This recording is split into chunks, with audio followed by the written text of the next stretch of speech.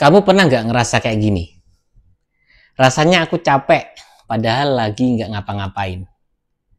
Aku pengen berubah, tapi entah kenapa nggak gerak-gerak. Tenang, kamu nggak sendiri. Aku juga pernah ngerasain itu. Dan hari ini kita bakal ngobrol pelan-pelan. Kenapa sih kita gampang stuck?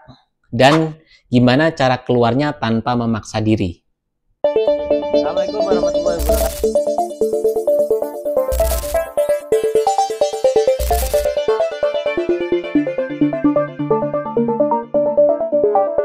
Halo, aku Husin.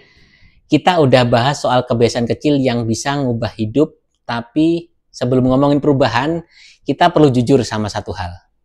Banyak dari kita ngerasa stuck, dan stuck itu bukan soal males, bukan soal nggak niat, tapi kadang karena ada yang belum diberesin dari dalam. Mari kita bahas. Kenapa kita bisa stuck? Ada beberapa alasan kenapa kita bisa berhenti bergerak. Yang pertama, terlalu banyak mikir, tapi terlalu sedikit jalan. Kita overthinking rencana A, B, C, sampai Z, tapi nggak mulai langkah yang pertama. 2. Kita terlalu keras sama diri sendiri. Nuntut harus sempurna atau harus sukses dengan cepat. Padahal proses itu butuh ruang buat salah. Yang 3.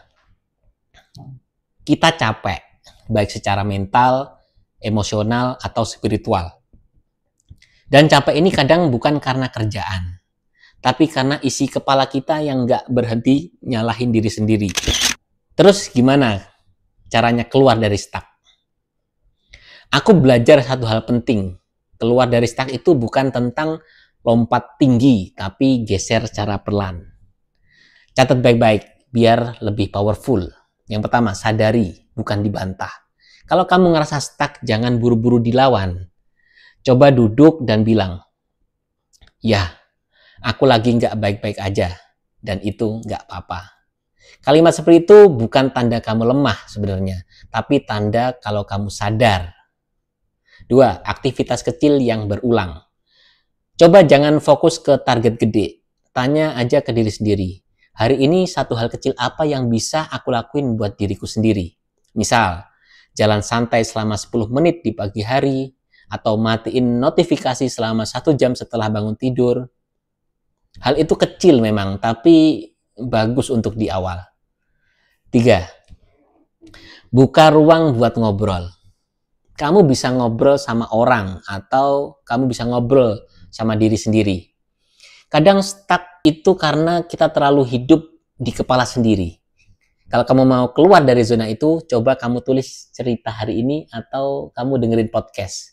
Biar isi kepala itu lebih fresh. Yang penting kamu tahu, stuck itu bukan akhir, tapi jeda.